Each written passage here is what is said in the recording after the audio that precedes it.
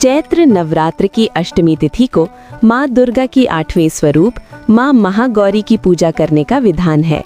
मान्यताओं के अनुसार दुर्गा अष्टमी को महागौरी माता की पूजा करने के साथ कन्या पूजन करने से माता रानी अति प्रसन्न होती हैं और सुख समृद्धि का आशीर्वाद देती हैं। दुर्गा अष्टमी का विशेष महत्व है। आइए जानते हैं महागौरी की संपूर्ण कथा।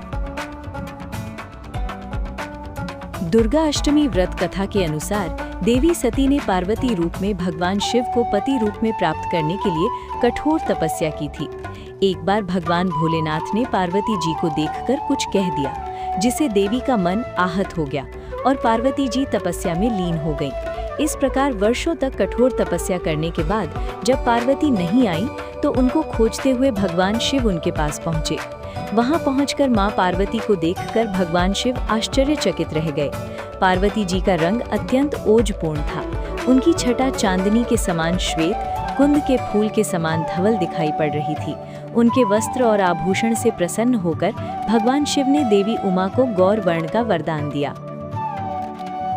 दूसरी कथा के अनुसार भगवान शिव को पति के रूप में पाने के लिए देवी ने कठोर तपस्या की थी, जिससे उनका शरीर काला पड़ गया।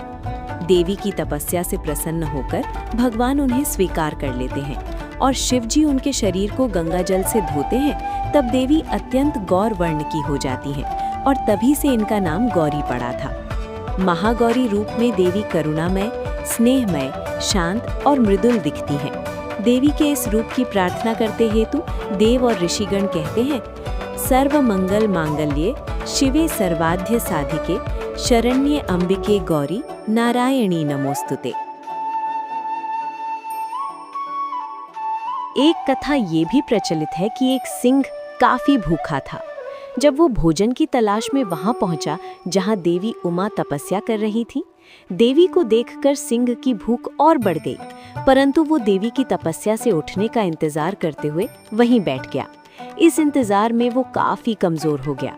देवी जब तप से उठी तो सिंह की दशा देखकर उन्हें उस पर दया आ गई और माँ उसे अपनी सवारी बना लेती हैं, क्योंकि इस प्रकार से उसने भी तपस्या की थी।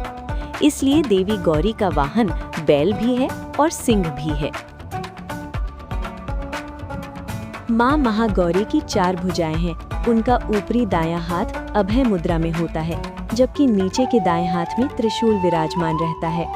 उनके ऊपरी बाएं हाथ में डमरू होता है और नीचे का बायां हाथ वर मुद्रा में रहता है। माँ का स्वरूप अत्यंत शांत, सौम्य और करुणामयी है। अगर आप चैनल पर नए हैं तो सब्सक्राइब करें, लाइक करें और कमेंट बॉक्स में लिख ही सकते हैं नर्मदे हर।